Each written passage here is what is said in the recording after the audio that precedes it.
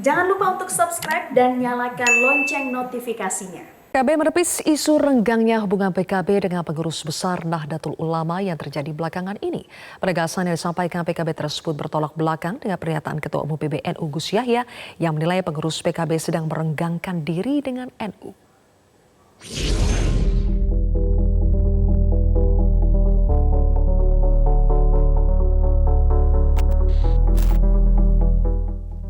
Saling sahut antara PKB dengan PBNU. Wabil khusus antara Muhaimin Iskandar dengan Yahya Khalil-Stakuf atau Gus Yahya kian berlanjut. Gus Yahya bahkan menyatakan jika banyak orang belakangan ini mempersepsikan bahwa hubungan PBNU dengan PKB merenggang, itu dipicu karena PKB yang sengaja meregangkan diri. Siap, ada yang menyebutkan kalau hubungan PBNU dengan PKB sedang merenggang, apakah benar? Ya kita kan nggak ngapa-ngapain, kita kan nggak melakukan apa-apa ini, kita, ya kan? Saya nggak pernah bikin pernyataan apapun yang yang katakanlah berisi negatif terhadap siapapun, apalagi PKB, enggak. Ya. Nah, kalau ada yang mengatakan renggang kan ya mereka yang merenggangkan dirinya dari NU gitu. Namun, PKB menepisnya. Wakil Ketua Umum PKB Jazilul Fawait menegaskan, hubungan PBNU dengan PKB baik-baik saja. Menurutnya, dinamika antara PKB dan PBNU dinilai sebagai hal wajar dan menjadi bukti bahwa keduanya masih eksis di mata publik. Orang yang membaca dari luar akan berkata itu, kalau di dalam enggak. Pak Muhaimin dengan Gus Yahya atau Gus Muhaimin dengan Gus Yahya itu kan teman baik. Seangkatan, nggak ada demam, mana ada demam. Orang, justru saya senang karena orang melihat, oh ya ada dinamika, jadi perbincangan. Itu nggak ada yang di situ, nggak ada soal. Ketegangan antara PKB dan PBNU ini diduga meruncing setelah Gus Yahya terpilih menjadi Ketua Umum PBNU. Sebagai Ketua Umum, Gus Yahya pun berulang kali menegaskan bahwa NU di bawah kepemimpinannya tak ingin menjadi corong PKB. Tim Liputan Metro TV. Saling sindir antara Ketua Umum PBNU Gus Yahya dan Ketua Umum PKB Muhaimin Iskandar memunculkan isu ketegangan antara PBNU dan PKB. Apa yang sebetulnya terjadi dan bagaimana dampaknya pada Pilpres pada politik 2024. Saya akan membahasnya bersama dengan 3 narasumber. Ada Wasekjen PBNU Rahmat Hidayat Pulungan, Ketua DPP PKB Marwan Jafar, dan pengamat politik Adi Praitno. Selamat malam Bapak-Bapak.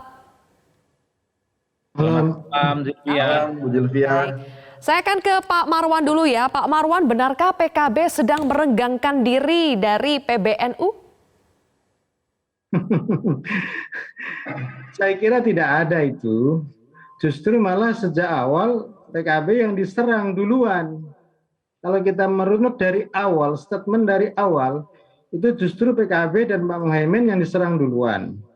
Kemudian terjadi semacam debat publik yang sama sekali tidak produktif dan sama sekali tidak menguntungkan kedua belah pihak. Karena apa?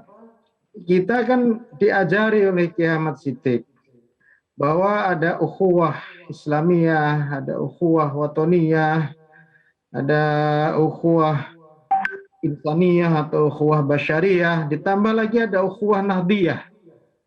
Nah, dalam konteks yang paling kecil adalah ukhuwah Nahdiyah. Ini kan tidak boleh ada saling serang, saling sindir, dan seterusnya. Oleh karena itu, saya berharap bahwa ini tidak lama-lama. Biasanya kalau di NU itu gegeran menjadi gergeran. Yang merasa diserang, bentuk serangannya bagaimana sih Pak Marwan? Ya, bentuk serangannya adalah bahwa tidak boleh pengurus struktur NU untuk menerima atau membuat kegiatan dengan PKB. Misalnya dulu Banyuwangi, lalu Situbondo, dan seterusnya lah. Dan secara psikologis juga teman-teman NU di daerah secara struktural yang sempat kita hubungi, beberapa orang kan ini saling kenal semua di NU ini. Tidak ada yang tidak kenal lah sebetulnya. Apalagi jalur kaderisasinya juga sama. Itu juga ada memang rasa ada jarak dalam tanda kutip dengan PKB begitu. Baik. Karena ada fatwa dalam tanda kutip dari Ketua Umum PBNU bahwa tidak boleh ada kegiatan bersama pengurus NU struktural. Oh, Lagi-lagi itu yang ya, dirasakan oleh PKB ya. Saya langsung konfirmasi ke Pak Rahmat. itu Benarkah Pak demikian? Bib, PKB merasa padahal- diserang itu Pak Rahmat. Jadi bukannya merenggang PKB yang merenggangkan diri, tapi PKB yang diserang oleh PBNU. Bu Jilviah, sebenarnya kami dari PBNU ini enggan ya untuk ikut mengomentari soal hubungan PBNU dan PKB. Pertama karena sekarang ini masih bulan Syawal. Ya, bulan Syawal itu bulan yang cukup baik buat kita umat Islam untuk saling bermaaf-maafan, tapi saya nggak tahu siapa yang memulai. Tapi kalau sejauh yang kami lihat, perseteruan ini ya dimulai dari PKB ketika membuat statement bahwa 13 juta suara PKB tidak ada pengaruhnya. Saya kira dari situ milestone-nya ya. Oke, jadi mulai dari situ ya. Tapi soal bagaimana tadi disebut Pak Marwan ada fatwa dari Gus Yahya agar pengurus struktural NU tidak ikut bergabung dengan kegiatan-kegiatan PKB. Apakah benar demikian? Sebenarnya begini, Bu Yelvia, kita harus sama-sama sadar bahwa Muktamar NU itu memberikan mandat yang cukup berat kepada Gus Yahya. Kemudian kita juga sama-sama tahu bahwa PBNU dihadapi oleh banyak persoalan. Kami selama kurang lebih 5 bulan ini menjadi pengurus PBNU sudah cukup intens melakukan banyak kegiatan konsolidasi di internal. Nah, kami berharap apa yang kami kerjakan ini tolong jangan diganggu, tolong dihormati. Karena bagaimanapun, apapun yang kita kerjakan nanti ini, sama-sama bisa kita lihat. Itu Bu Jilvia. Tolong jangan diganggu, tolong jangan dihormati. Saya ingin spesifik tanya ke Pak Marwan soal tulisan misalnya. Caimin memamerkan kaos bertuliskan NU kultural wajib ber-PKB, struktural sakarapmu. Kenapa? Apa maksudnya ini Pak Marwan? Itu tulisan kan bukan dari Pak Muhaimin, itu tulisan dari Kiai Imam Jazuli Cirebon yang kebetulan memang diposting oleh Pak Muhaimin. Tapi asli tulisan itu bukan sama sekali bukan dari Pak Muhaimin. Nah, tapi itu tulisan oleh juga Caimin. warga NU juga. Jadi itu tulisan juga warga NU juga yang membuat. Dia saya kira merasakan denyut yang sama. Oleh karena itu maka sekali lagi bahwa sebetulnya memang ini tidak ada apa-apa. Ini cukup ngopi berdua antara Pak Muhaimin dengan Pak Yahya Stakuf ini. Cukup ngopi berdua dan sambil rokokan selesai sebetulnya. Tidak perlu berlarut-larut seperti ini. Dan saya punya perasaan, punya optimisme bahwa suatu saat mereka berdua ini akan ketemu entah kapan. Makanya saya bilang tadi gegeran menjadi gergeran. Dan secara kultural, secara historis, secara ideologis, secara teologi apapun sebetulnya tidak ada perbedaan antara NU dan PKB. Terutama dalam konteks kebangsaan. Tidak ada yang berbeda.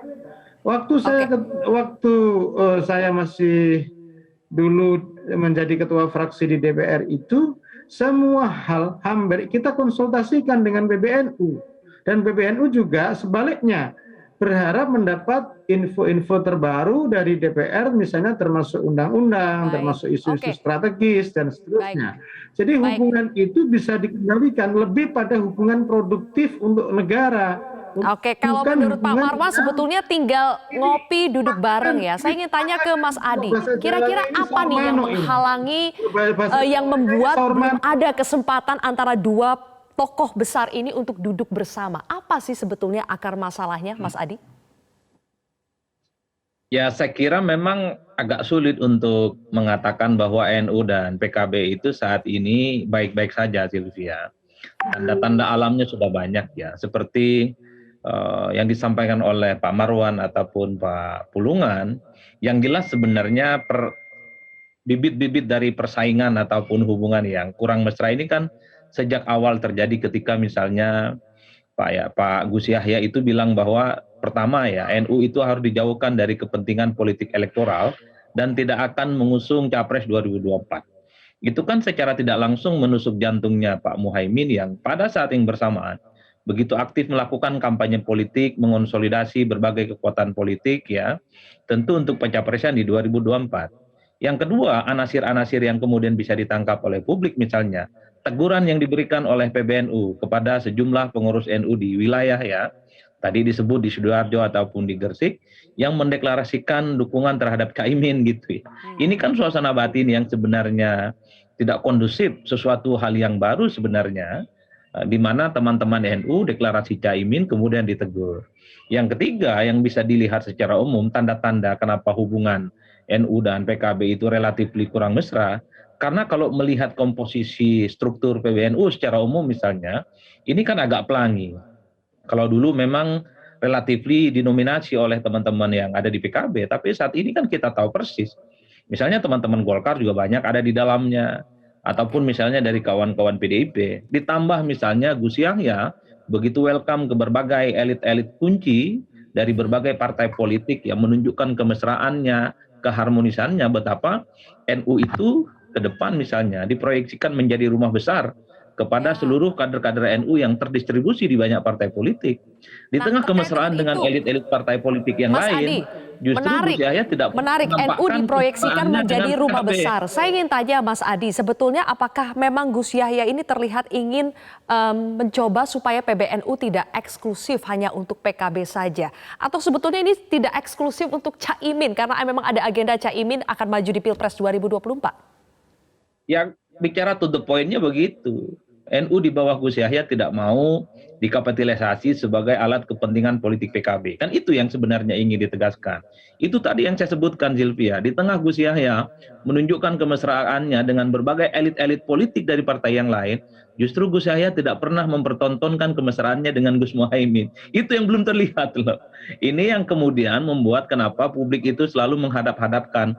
Ada situasi yang tidak biasa-biasa saja antara NU dengan PKB di mana dua institusi ini sebenarnya seperti uang gitu ya, saling beririsan satu sama yang lainnya. Publik juga tahu PKB itu adalah partai politik yang dilahirkan dari rahimnya NU. Mas Adi, silakan Pak Rahmat ditanggapi statement singkatnya. Jadi gini, saya mau mengomentari Pak Marwan Japar ya. Ya. Setelah muktamar NU itu seharusnya yang baik itu PKB itu mengunjungi kantor PBNU, bukan mengunjungi PCNU. Itu kan sudah salah secara etika. Mau dilihat dari sisi apapun salah. Itu kalau menurut pandangan saya dan pandangan kita Pak, Bu ya. Itu salah kalau menurut kami ya. Harusnya itu PKB itu setelah muktamar NU itu datang ke PBNU. Silaturahmi, sowan, berdiskusi, menyusun agenda bersama-sama apa yang bisa disinergikan. Oke. Kok kita ini bermuktamar ini mandatnya ada. Programnya harus ada yang kita kerjakan sekian banyak ya kan PKB datang. Ini kira-kira dari 250 program PBNU yang ada ini kami harus bantu berapa? Oke. Harus bantu di mana? Kan itu yang pas, bukan habis muktamar NU tiba-tiba datang ke kantor PCNU kemudian deklarasi, kan salah. Itu yang membuat Pak Marwan, silakan ditanggapi terakhir. Siapapun ketua umumnya pasti tersinggung. Silakan Pak Marwan ditanggapi singkat. Sepanjang yang saya tahu sendiri dan mata saya sendiri bahwa setiap malam itu Pak Yahya sama Pak Muhaimin itu ketemu. Jadi secara personal itu hubungan kedua belah pihak ini baik-baik saja. Oleh karena itu maka soal kunjungan Caimin di mana-mana itu adalah bagian dari upaya atau memang sudah ada perasaan yang sama dengan PCNU dan PKB. Memang di daerah-daerah itu terutama di Jawa, PCNU PKB dengan DPC PKB itu hubungannya harmonis. Baik. Karena mereka ini satu kultur, satu ideologi dan seterusnya. Nah, saya ingin mengoreksi Pak Adi. Pak Adi, di DPP PBNU di bawah kepengurusannya Pak Said Agil Siraj tidak ada satupun orang PKB yang jadi pengurus. Pak Helmi Faisal itu atas tampaknya permintaan ini Pak tidak pernah sebetulnya yang perlu PKB diulas ya. Apalagi sekarang juga Baik, tidak sayang ada. sekali Bapak-Bapak, waktu kita benar-benar sudah habis, terbatas sekali. Terima kasih sudah hadir bersama kami di Prime Time News kali ini. Kita akan nantikan bagaimana kelanjutan dari hubungan ya antara PBNU dengan PKB. Terima kasih telah hadir bersama kami di Prime